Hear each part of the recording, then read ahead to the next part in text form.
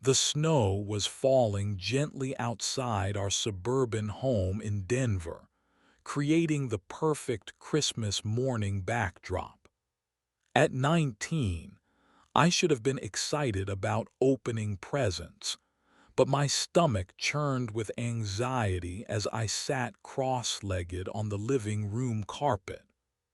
My younger sister Madison bounced excitedly beside me, her blonde hair catching the twinkling lights from our massive Christmas tree. Mom bustled around the kitchen, the smell of cinnamon rolls wafting through the house, while Dad sat in his leather recliner with an unusually serious expression. I had been working 2 jobs since I was 16, one at the local grocery store and another doing landscaping work on weekends. Every paycheck, I dutifully handed over 60% to Dad, who promised it was going straight into my college fund. "You're going to thank me when you graduate debt-free," he'd always say, ruffling my hair with that proud smile. The plan was simple. I'd saved nearly $30,000 over 3 years, enough to cover my first 2 years at Colorado State University, where I'd been accepted into their engineering program. Madison, on the other hand, had never held a job. At 17, she spent her time shopping with friends, getting her nails done, and talking endlessly about becoming a hairstylist. Mom and Dad indulged her every whim, buying her designer clothes and paying for expensive beauty treatments. "She's finding herself," Mom would explain whenever I questioned the obvious favoritism. Madison was the baby, the princess, the one who could do no wrong in their eyes. As we gathered around the tree, Dad cleared his throat dramatically. "Before we start with presents, I have some exciting news to share." His eyes gleamed with an emotion I couldn't quite place. Madison sat up straighter, sensing something important was coming. Mom emerged from the kitchen, wiping her hands on her apron, a knowing smile playing at her lips. "Madison, sweetheart," Dad began, his voice thick with emotion, "your mother and I have been watching you discover your passion for cosmetology, and we're so proud of the young woman you've become."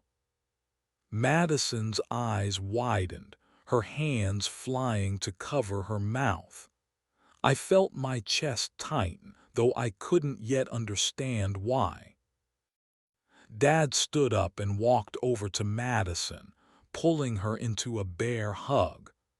"We've decided to invest in your future in a big way. We bought you something that will set you up for life." He reached behind the tree and pulled out an envelope wrapped in gold ribbon. Madison's hands shook as she opened it, her eyes scanning the contents before she let out an ear-piercing shriek of joy. "Oh my God! Oh my God! You bought me a salon!" she screamed, jumping up and down. "The glamour studio downtown, I can't believe it. This is the best Christmas ever." She threw herself into Dad's arms, tears streaming down her face. Mom joined the hug, all three of them crying with happiness while I sat frozen on the floor, my mind struggling to process what I'd just heard. The room seemed to spin as I watched my family celebrate. The Glamour Studio was the most upscale salon in downtown Denver, the kind of place where wealthy women paid $300 for a simple cut and color. I'd driven past it countless times, admiring its elegant storefront and wondering what it would be like to afford such luxury. Now, apparently, my 17-year-old sister owned it. How much did it cost? I managed to croak out, though part of me already knew the devastating answer. The celebration stopped abruptly, and three pairs of eyes turned toward me. Dad's expression shifted from jubilant to defensive in an instant. "Well, that's not really your concern, son," he said, his voice taking on that patronizing tone I'd grown to hate. "This is about Madison's future, her dreams. You should be happy for your sister." But I pressed on, my voice growing stronger despite the trembling in my hands. "Dad, I need to know. How much did the salon cost?" The silence stretched between us like a chasm. Madison clutched the deed to her chest, her earlier excitement dimming as she sensed the tension.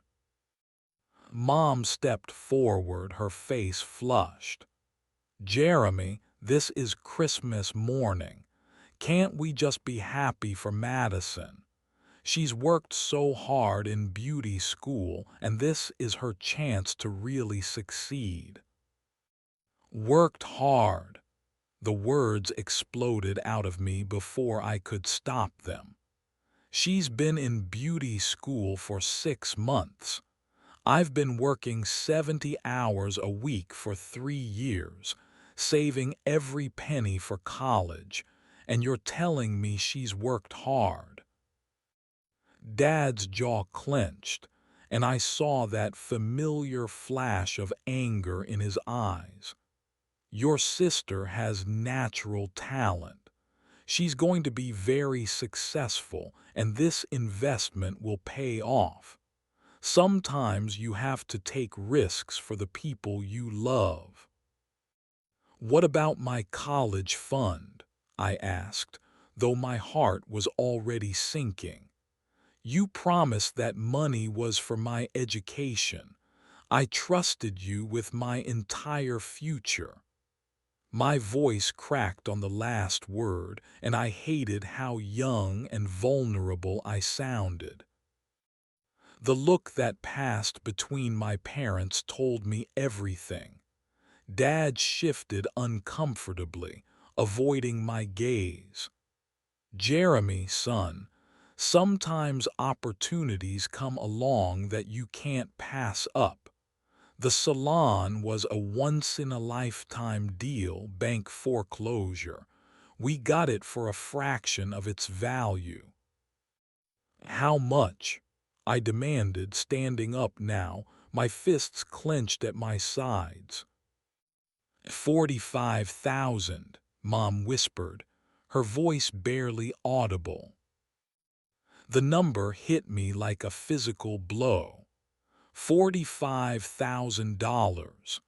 More than my entire college fund, more than 3 years of backbreaking work, more than every sacrifice I'd made. I stared at my parents, these people who had raised me, who had taught me about hard work and responsibility, who had promised to help me build a better future. "That's more than I saved," I said flatly. "Where did the extra money come from?" Dad's silence was answer enough. They had not only used my college fund but had also dipped into other savings, investments, maybe even retirement funds, all to buy Madison a business she had no experience running. Christmas morning had transformed from a celebration into a nightmare. I stood in our living room, surrounded by wrapped presents that suddenly seemed meaningless, staring at my parents as if seeing them clearly for the first time. Madison held the Salon deed against her chest like a shield, her eyes darting between me and our parents as the reality of the situation sank in. "Jeremy, you need to understand," Dad began, his voice taking on that reasonable tone he used when he was about to justify something terrible. "Madison has a real gift.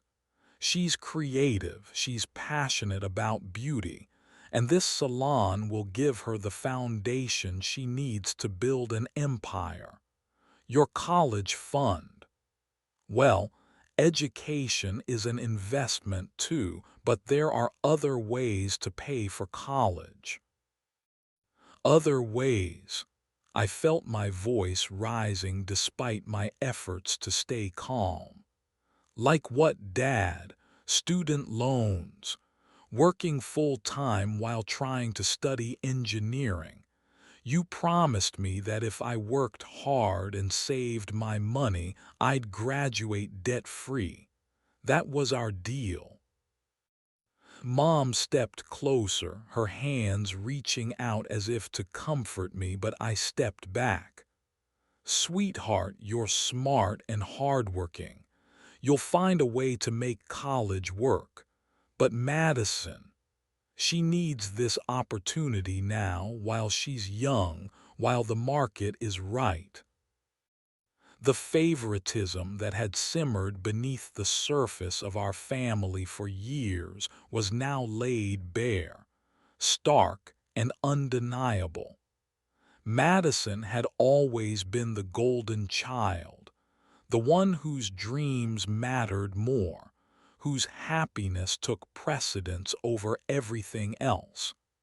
But I had never imagined they would sacrifice my future so completely for her benefit. "I can't believe you did this without even telling me," I said, my voice hollow. "3 years, Dad. 3 years of trusting you with my money, believing in your promises. And you just decided my dreams were worth less than hers." Madison finally spoke, her voice small and shaky. "Jeremy, I didn't know they were using your college money. I thought they had saved up for this separately." She looked genuinely shocked, and for a moment I felt a flash of sympathy for her. She hadn't asked for this betrayal, even if she was the beneficiary of it. But Dad's response crushed any hope of family solidarity. "Madison, don't apologize for accepting a generous gift. Your brother is being selfish and short-sighted. College isn't going anywhere, but business opportunities like this are rare." The word selfish hung in the air like a slap. I had been selfish for working myself to exhaustion, selfish for trusting my parents with my hard-earned money, selfish for believing that 3 years of sacrifice meant something to them. "I want my money back," I said quietly, each word deliberate and clear. "All of it. $30,000. That's my money, money I earned, money I trusted you to keep safe for my education." Dad's face flushed red.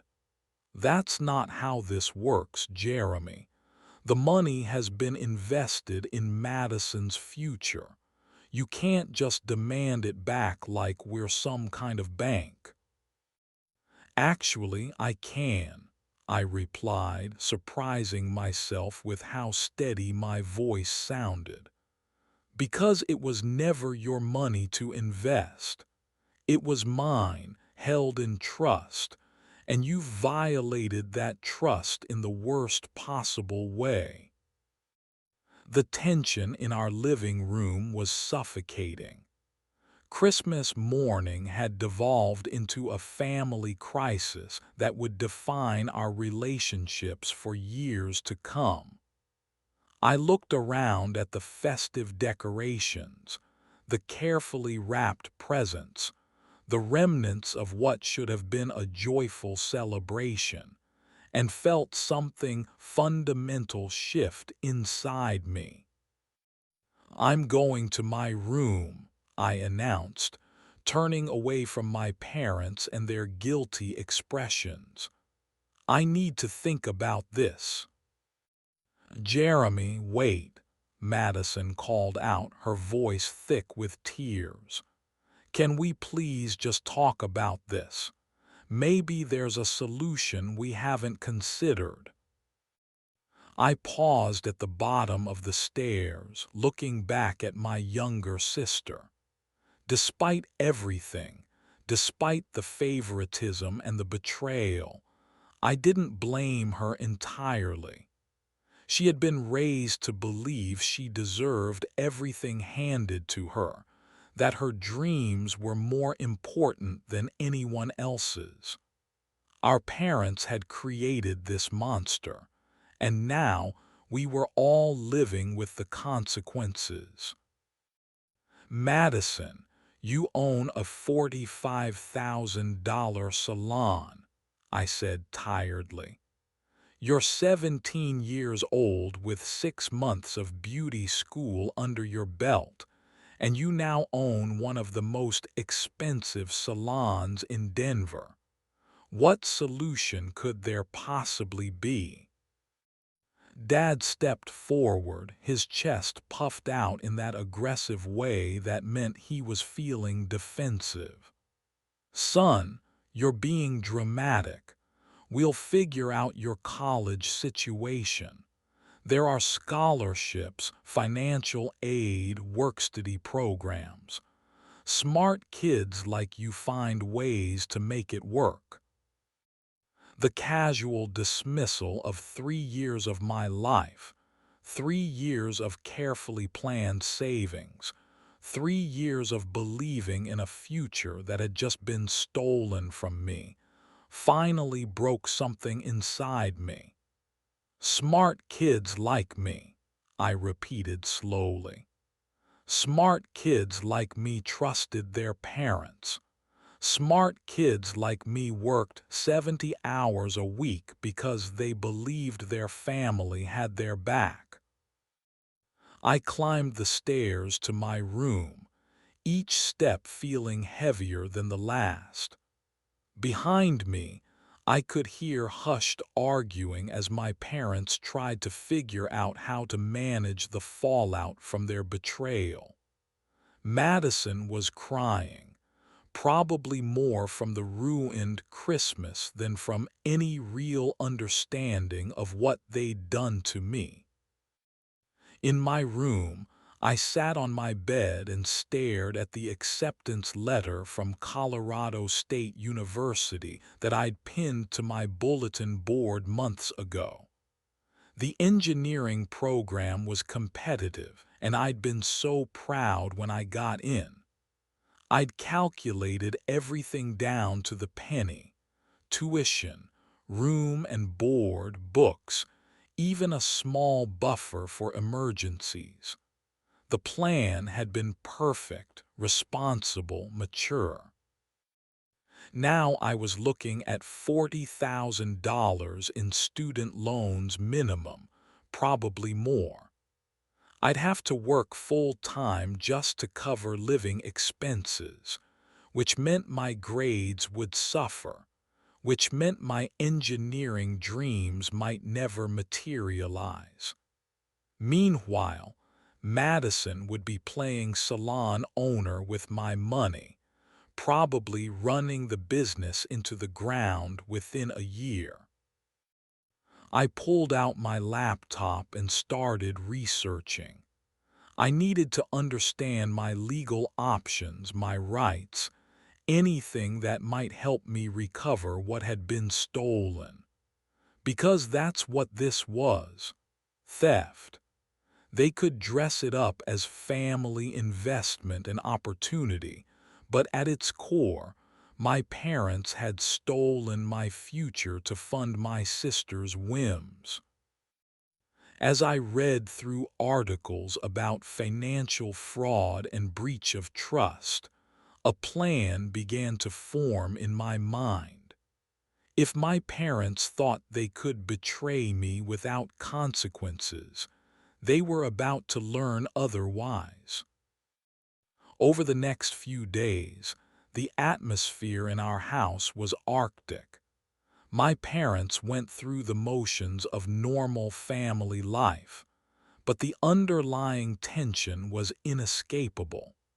Madison tried several times to approach me, bringing peace offerings of homemade cookies and tearful apologies, but I wasn't ready to forgive. The betrayal cut too deep, and her ownership of what should have been my future made every interaction painful. I spent most of my time researching and planning. The more I learned about my legal options, the more determined I became to fight back. My parents had set up what they called a college fund, but legally, it had been an informal arrangement. I had given them my earnings with the understanding that they would hold the money in trust for my education. While proving breach of trust might be difficult, it wasn't impossible. But I also discovered something else during my research, something that would prove far more valuable than any legal action. The Glamour Studio wasn't just any salon. It was a business with a complex history, regulatory requirements, and very specific licensing obligations. Madison might own the physical space and equipment, but actually operating the salon was an entirely different matter. On the third day after Christmas, I finally cornered Dad in his home office.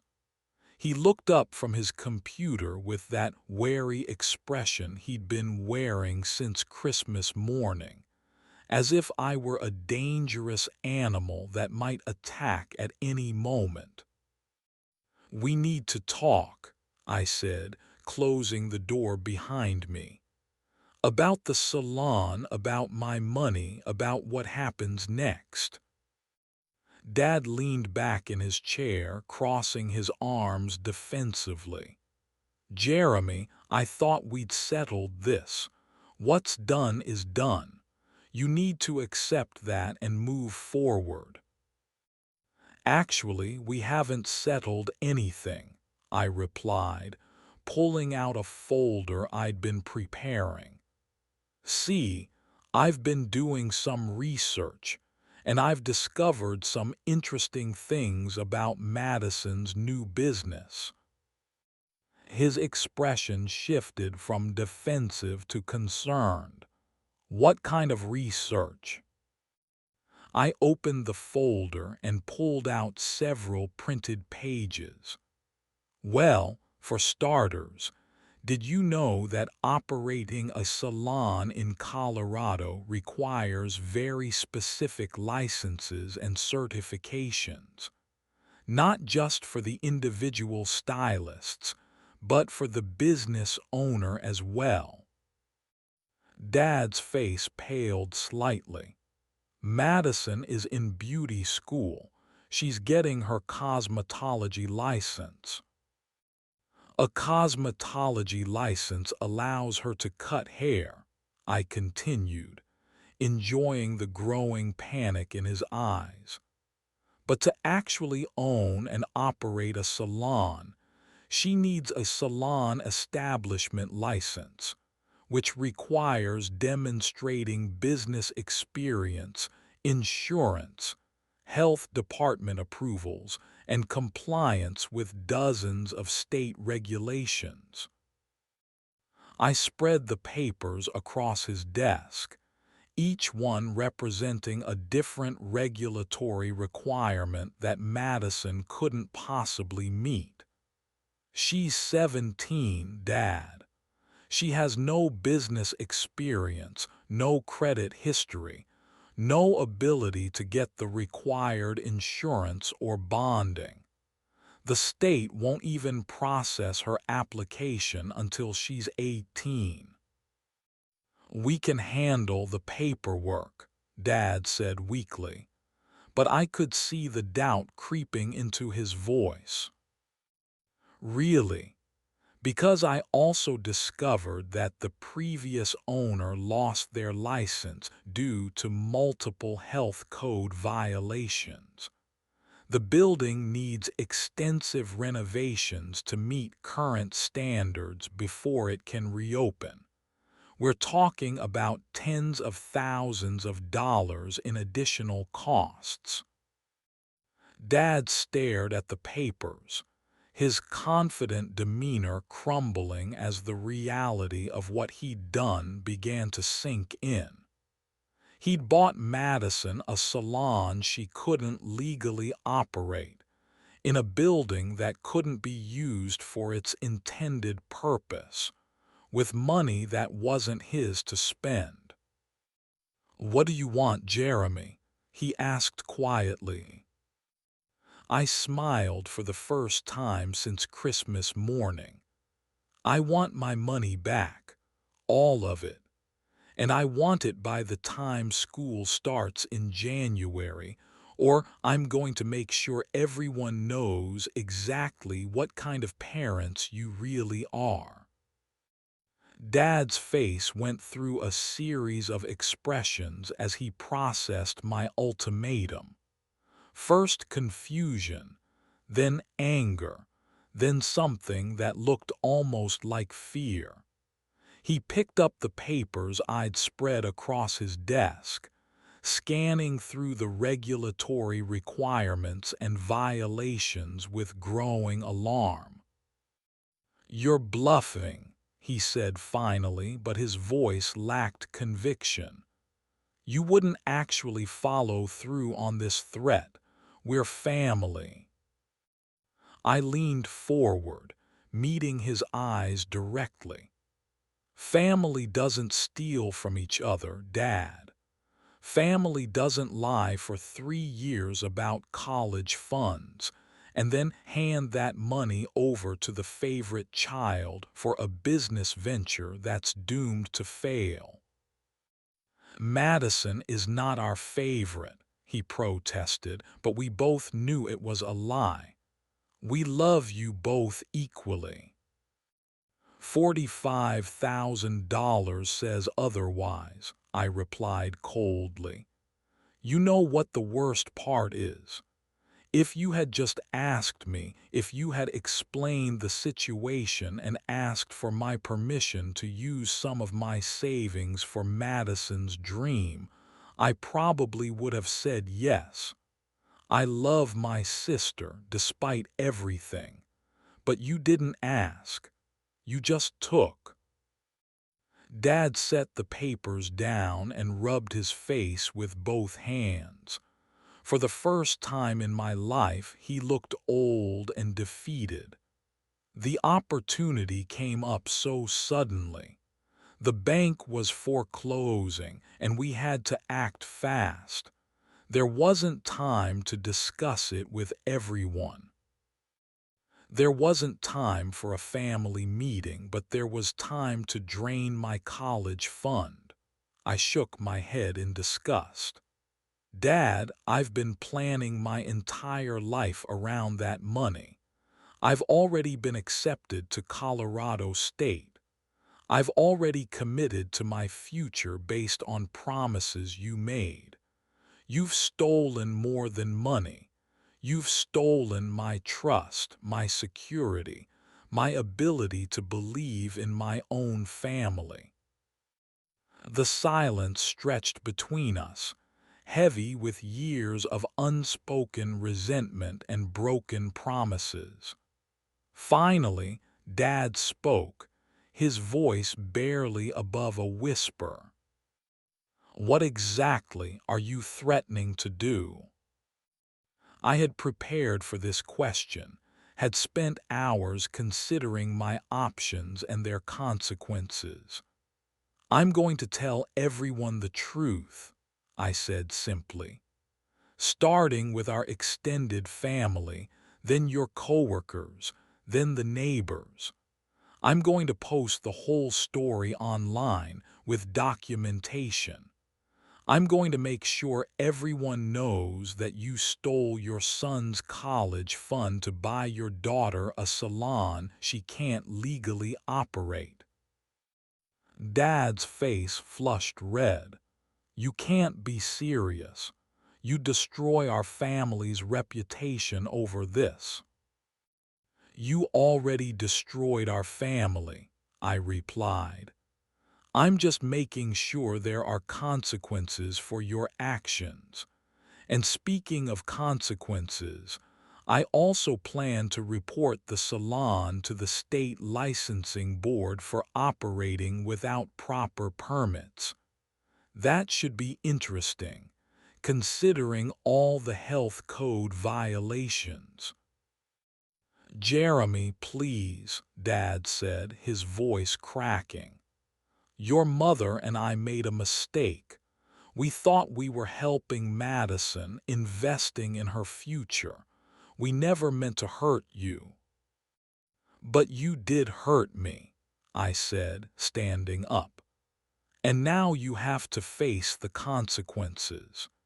You have until January 15th to return my $30,000, or everyone in our social circle is going to know exactly what kind of people you really are. I headed toward the door, then paused and looked back. Oh, and Dad, I'll be documenting everything from now on. Every conversation, every promise, every excuse.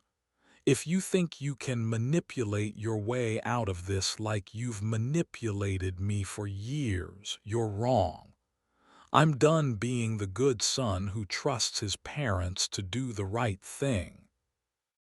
As I left his office, I could hear him calling Mom, his voice urgent and panicked.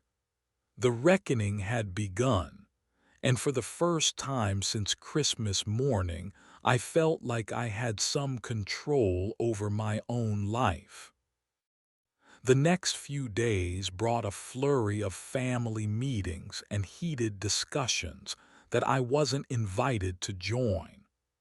I could hear my parents arguing behind closed doors, their voices rising and falling in urgent whispers. Madison alternated between trying to apologize to me and defending her right to the salon, apparently unable to understand that she could acknowledge the injustice while still keeping her gift. Mom tried a different approach, cornering me in the kitchen on New Year's Eve while I was making a sandwich for work. She'd been crying, her makeup smudged, and her usually perfect hair disheveled.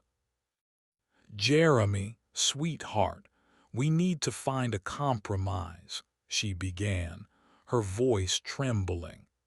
Your father and I realize we made a mistake, but we can't just undo everything. Madison is so excited about the salon, and we've already signed all the paperwork. I continued making my sandwich, not looking at her. A compromise would have been asking for my permission before spending my money. Now it's not about compromise.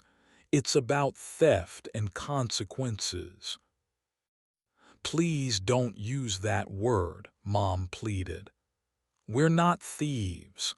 We're your parents, and we were trying to do what we thought was best for the family. Best for Madison, I corrected.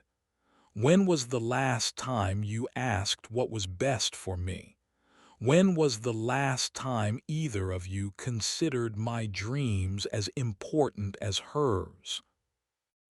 Mom was quiet for a long moment, and when I finally looked at her, tears were streaming down her face. We love you just as much as Madison. You have to know that. Do I?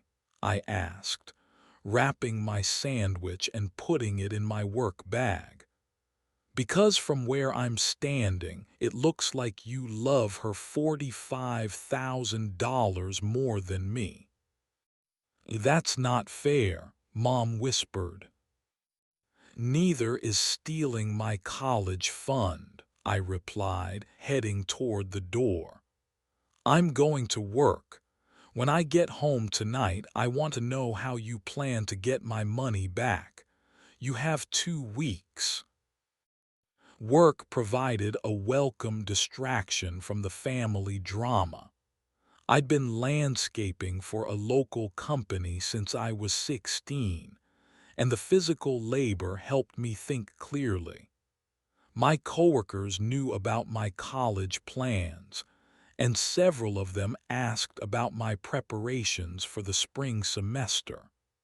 I found myself lying, telling them everything was on track, too embarrassed to admit that my own parents had sabotaged my future.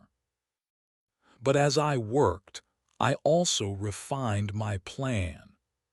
I started documenting everything, writing detailed accounts of conversations, taking photos of relevant documents, building a comprehensive record of my parents' betrayal. If they thought they could outlast my anger or manipulate me into backing down, they were going to be disappointed. That evening, I came home to find a family meeting in progress. Mom, Dad, and Madison were sitting around our dining room table with papers spread between them, looking like they were trying to solve an impossible puzzle. Jeremy, Dad said as I walked in, we've been discussing your situation, and we think we've found a solution. I remained standing, crossing my arms. I'm listening. Madison spoke up, her voice shaky but determined. I've decided to take out a loan against the salon to pay you back. It's my business now, so it should be my responsibility to fix this. I stared at her, trying to process this unexpected development. Madison, you're 17. You can't take out a business loan. We'll consign, Mom said quickly. We'll help her get the loan, and then she can pay you back over time. Over time, I repeated. School starts in 2 weeks. I need the money now, not in monthly installments over the next few years. Dad cleared his throat. Jeremy, be reasonable. We can't just produce $30,000 out of thin air. We need time to arrange financing. You produced $45,000 out of thin air when it was for Madison's dream, I pointed out. But suddenly, when it comes to fixing the damage you've done, money is tight. The room fell silent. Finally, Madison spoke again, her voice barely audible. What if I sold the salon back to the bank? What if we just undid the whole thing? For a moment, I felt a flicker of hope, but Dad quickly crushed it. That's not possible, sweetheart. We bought it at a foreclosure auction. There's no returns policy. Besides, we'd lose money on the transaction fees and legal costs.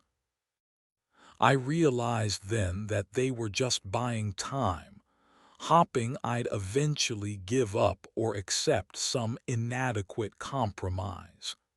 They had no real plan to return my money, no genuine intention of making this right.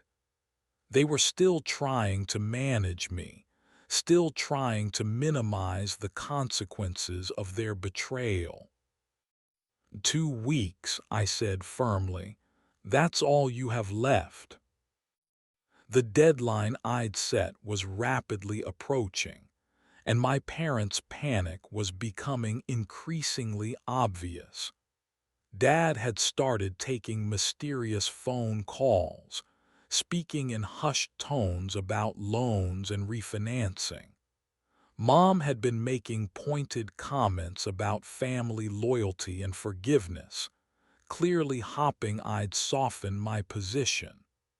Madison oscillated between excitement about her salon and guilt about the family turmoil, seemingly unable to understand that she could return the gift and make things right. I had been busy too, but not in the way they expected. Instead of backing down or finding a compromise, I'd been preparing for war. I'd created social media accounts specifically for documenting my story, researched the contact information for my parents' employers and social circles, and drafted detailed posts explaining exactly what had happened to my college fund. 3 days before my deadline, Dad made one final attempt at negotiation. He knocked on my bedroom door late in the evening, carrying a folder that I assumed contained some kind of peace offering. "Jeremy, can we talk? I think I've found a solution that might work for everyone." I gestured for him to sit down, curious despite myself about what he might have concocted. "I've been in touch with the bank," he began, pulling papers from his folder. "They're willing to give us a home equity loan for $30,000. We can pay you back in full, and then we'll make monthly payments to the bank." I examined the loan documents, noting the interest rate and terms. A 15-year loan at 6% interest. You'll end up paying almost $50,000 total. "That's the cost of fixing our mistake," Dad said, his voice heavy with resignation. "We're willing to take on that debt to make things right with you." For the first time since Christmas morning, I felt a glimmer of respect for my father. He was finally acknowledging the severity of what they'd done and accepting real consequences for their actions. But then he continued talking, and my brief moment of hope evaporated. "Of course, we'll need you to sign some paperwork acknowledging that this settles all claims related to your college fund. We can't have you continuing to hold this over our heads or threatening to damage our reputation." The audacity took my breath away. Even now, even while supposedly making amends, he was trying to protect himself from accountability.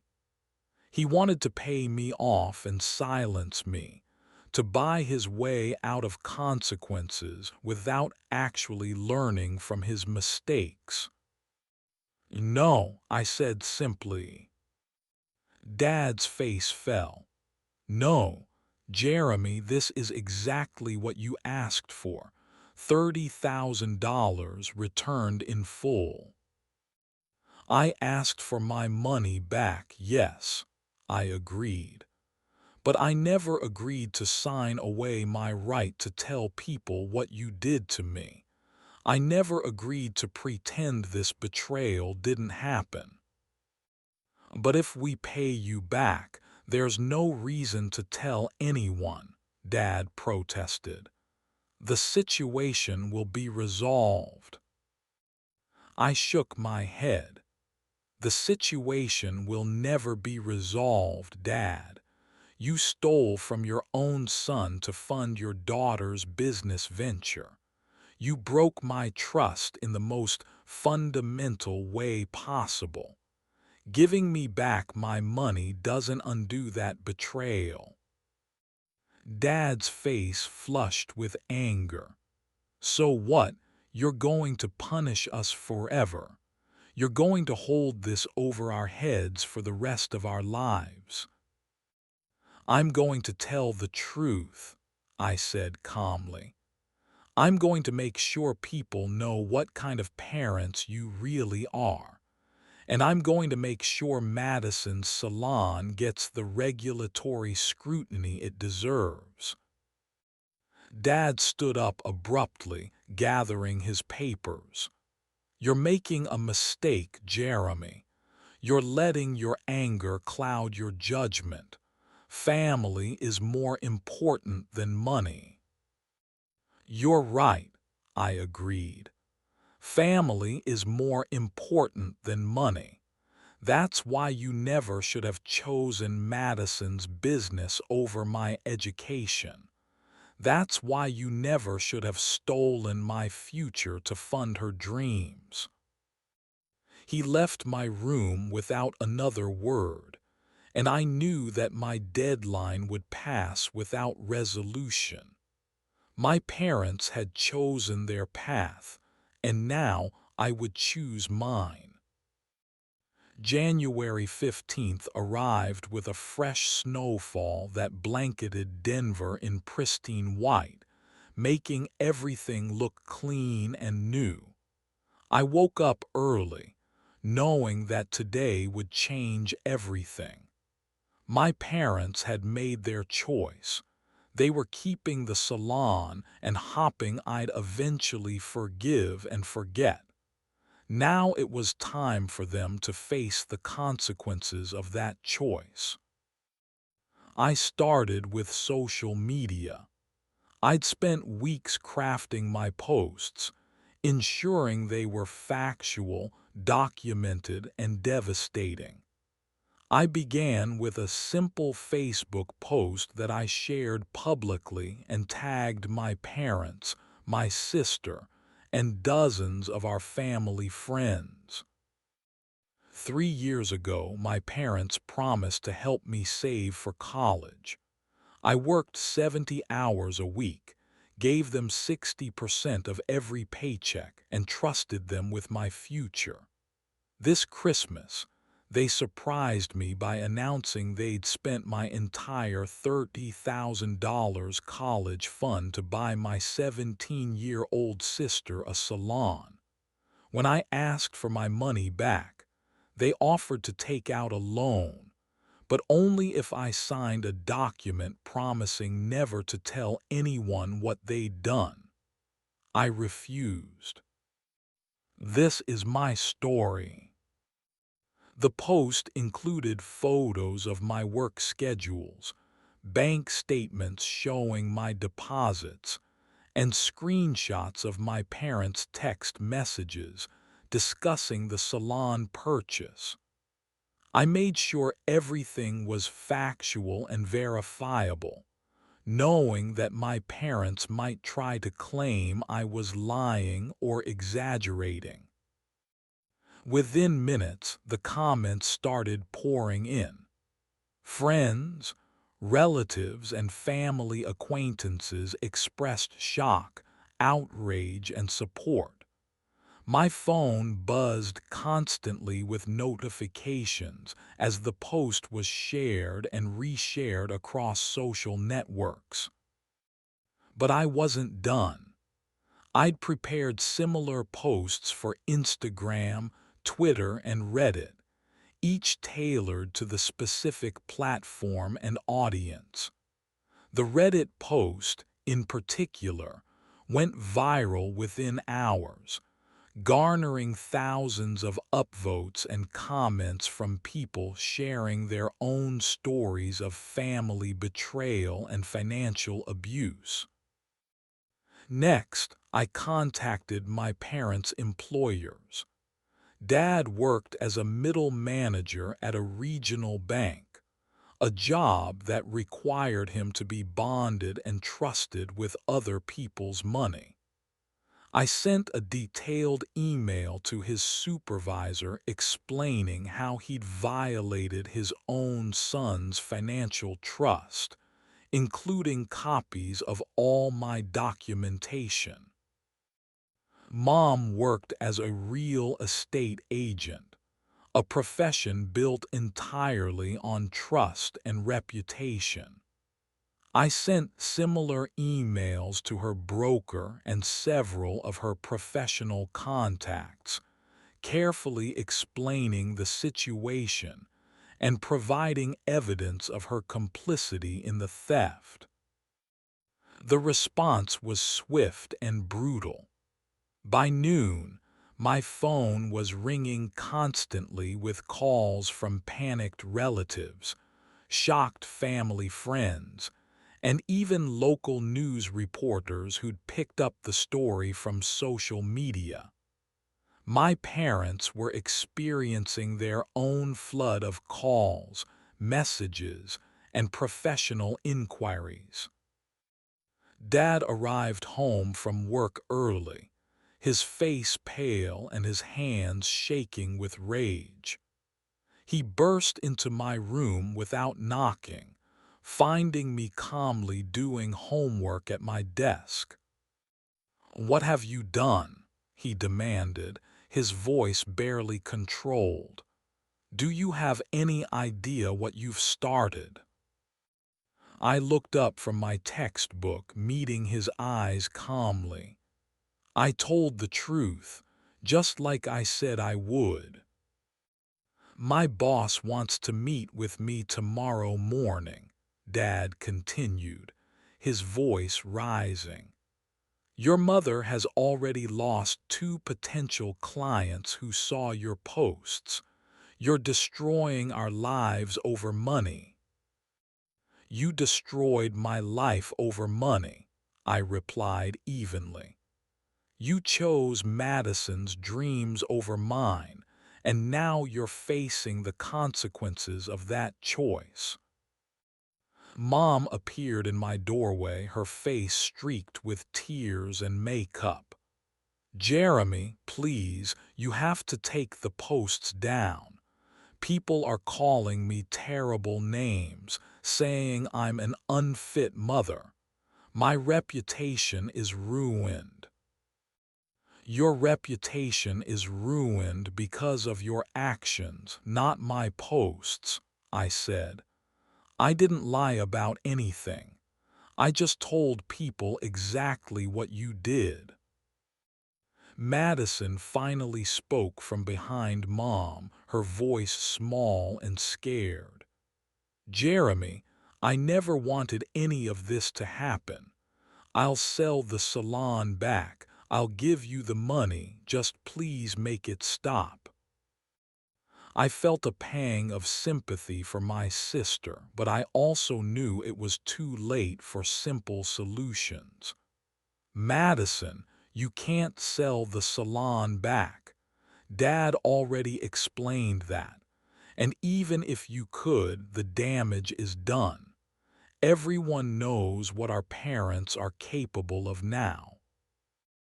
The 3 of them stood in my doorway, looking defeated and desperate. For years, they'd controlled every aspect of my life, made decisions for me, managed my money and my future. Now, for the first time, I held all the power, and they were learning what it felt like to be helpless. The aftermath of my social media campaign was more devastating than I'd anticipated. Within 48 hours, my parents' carefully constructed lives began unraveling in spectacular fashion. Dad was placed on administrative leave pending an investigation into his professional conduct. Mom's real estate business was hemorrhaging clients as word spread throughout the community. Madison was facing harassment at school, with classmates and teachers who'd seen the posts treating her like she was complicit in the theft. Our extended family was in chaos. Grandparents, aunts, uncles, and cousins were choosing sides, with most expressing shock and disappointment at my parents' actions. Family group chats that had once been filled with holiday photos and birthday wishes were now battlegrounds of accusation and defense. My parents tried everything to contain the damage. They created their own social media posts, attempting to provide context and portray me as an ungrateful son who was destroying the family over a misunderstanding. But their explanations only made things worse, as people pointed out that there was no context that could justify stealing a child's college fund. Dad even tried to have my posts removed, claiming they were defamatory. But since everything I'd written was factually accurate and documented, the platforms refused to take them down. The truth, it turned out, was an absolute defense against defamation claims. The most unexpected development came from the state licensing board. My anonymous tip about the salon's regulatory violations had triggered an investigation that revealed far more problems than I'd initially discovered. The previous owner hadn't just lost their license due to health code violations. They'd also been operating without proper permits, had unpaid fines, and had left the property in worse condition than anyone realized. Madison received a certified letter informing her that the salon could not be operated until extensive renovations were completed. All previous violations were remedied, and she obtained proper licensing. The estimated cost for bringing the property into compliance was over $60,000, more than the original purchase price. When Madison showed me the letter, she was sobbing uncontrollably. "Jeremy, I don't know what to do. I can't afford to fix all these problems. I don't even understand half of what they're saying needs to be done." For the first time since Christmas morning, I felt genuine sympathy for my sister. She was 17 years old, thrust into an impossible situation by parents who'd acted without understanding the consequences. She was as much a victim of their poor judgment as I was, just in a different way.